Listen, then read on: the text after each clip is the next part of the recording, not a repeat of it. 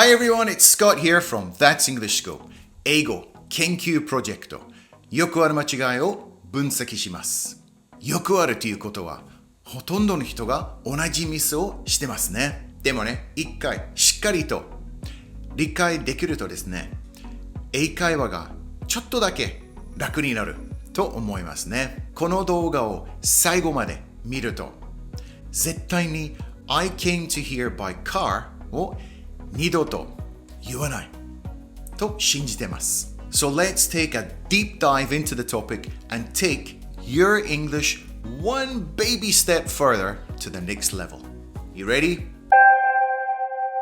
First, let's look at the problem. I came to here by car.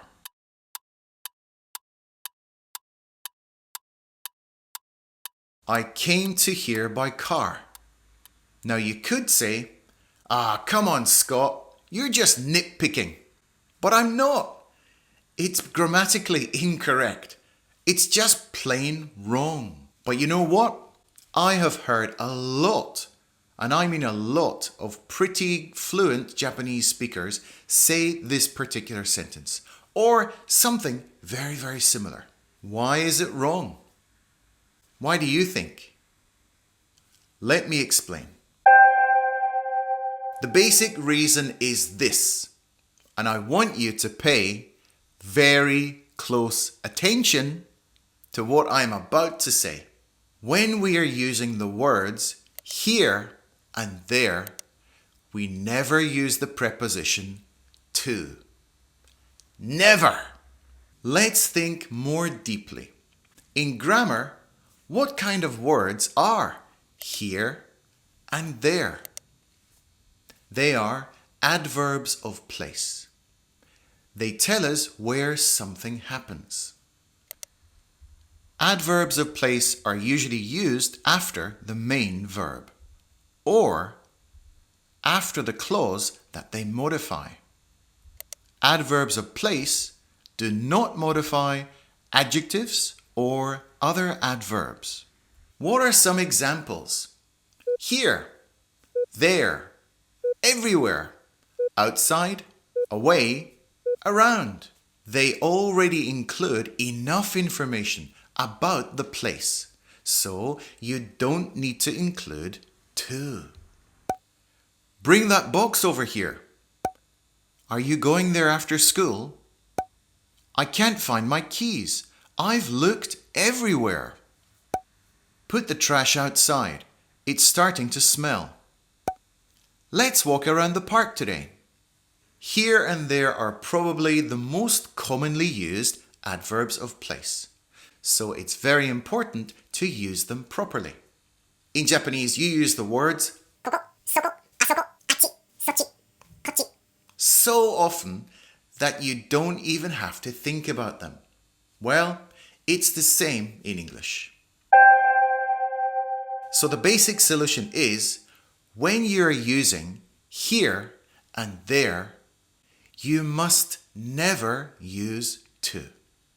So going back to the original question, I came to here by car, what you should be saying is, I came here by car. So other examples would be, I went to there last week. And it should be, I went there last week. Bring the money to here, please. No, it should be, bring the money here, please. So the problem often happens with the verbs come and go. So I'd recommend being extra careful with them. As a Japanese native speaker, like you will naturally want to add to when you're using the words here and there. It's completely understandable. ここに来て、明日、そこに行くよ。